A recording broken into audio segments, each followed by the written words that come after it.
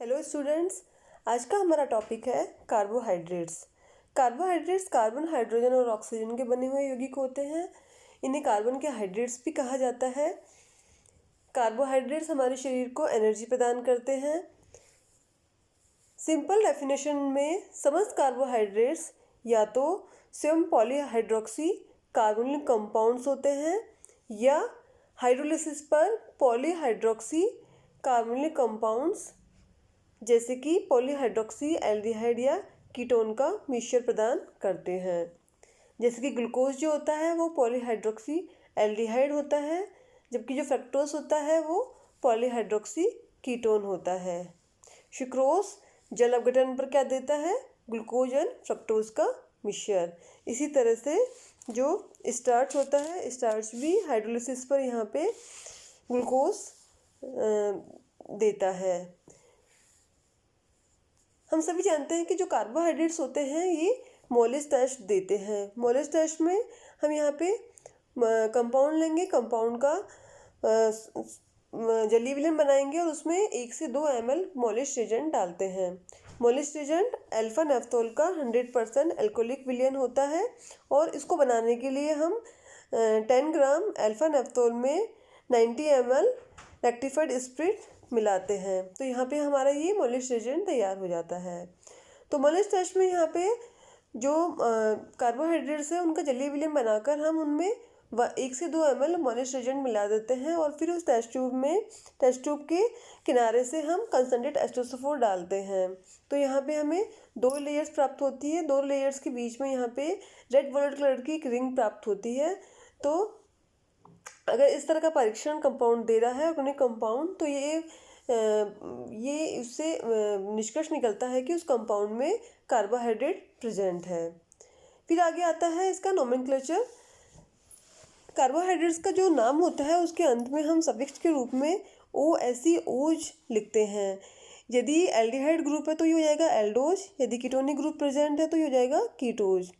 और कार्बोहाइड्रेट्स में जो नंबर ऑफ कार्बन आइटम्स है उनको ग्रीक प्रीफिक्स द्वारा ओज के पहले प्रदर्शित किया जाता है। जैसे कि मान लो एल्डो हेक्सोज या कीटो हेक्सोज। अगर मान लीजिए ग्लूकोज है तो वो हो जाएगा एल्डो हेक्सोज, क्योंकि 6 कार्बन आइटम्स की श्रृंखला है और क्योंकि इसमें एल्डिहाइड ग्रुप है इसलिए हो जाएगा एल्डो हेक्सोज। और फ्रक्टोज में हो जाएगा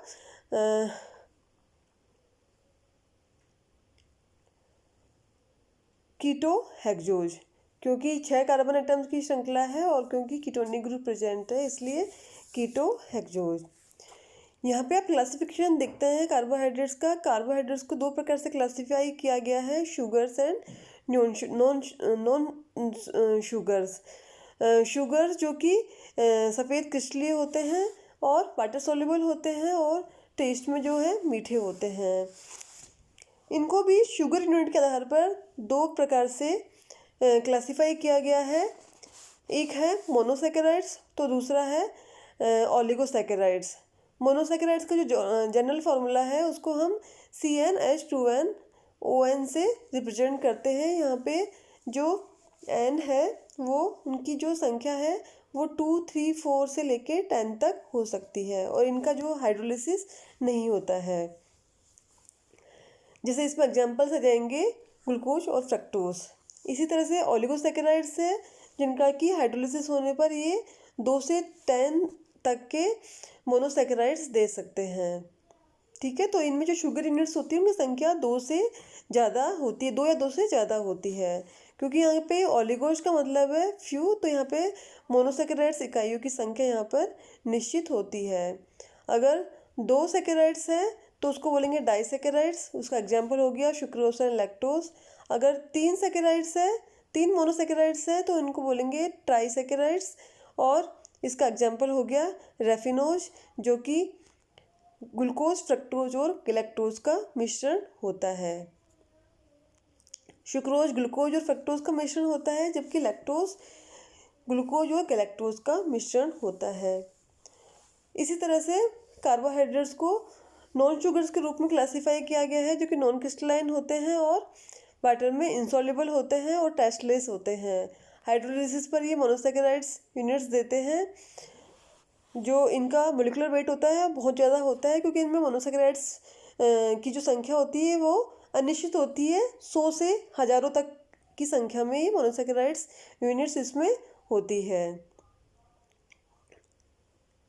तो यहाँ पे जो इनका जनरल फार्मूला है उसको इस तरह से रिप्रेजेंट कर सकते हैं, C6H10O5 ब्रैकेट एन। तो एन की संख्या यहाँ पे कुछ भी हो सकती है, ठीक है। एग्जाम्पल यहाँ पे हो गया स्टार्च एंड सेलुलोज।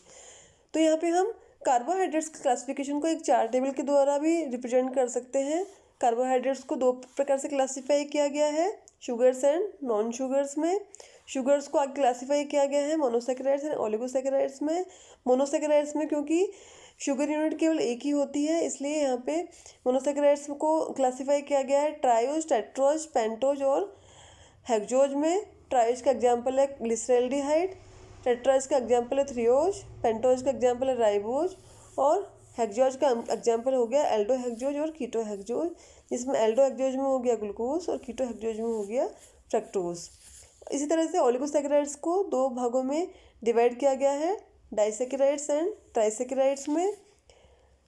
डाइसेकेराइड्स में का एग्जाम्पल हो गया सुक्रोज और लैक्टोज। सुक्रोज जो होता है वो ग्लूकोज और फ्रक्टोज का मिश्रण होता है, जबकि लैक्टोज जो होता है वो ग्लूकोज और गैलेक्टोज का मिश्रण होता है। इस तरह से ट्राइसेकेराइड्स का एग्जाम्पल हो गया रैफिनोज, जो कि ग्लूकोज, फ्रक्टोज और गैलेक्टोज का मिश्रण होता है।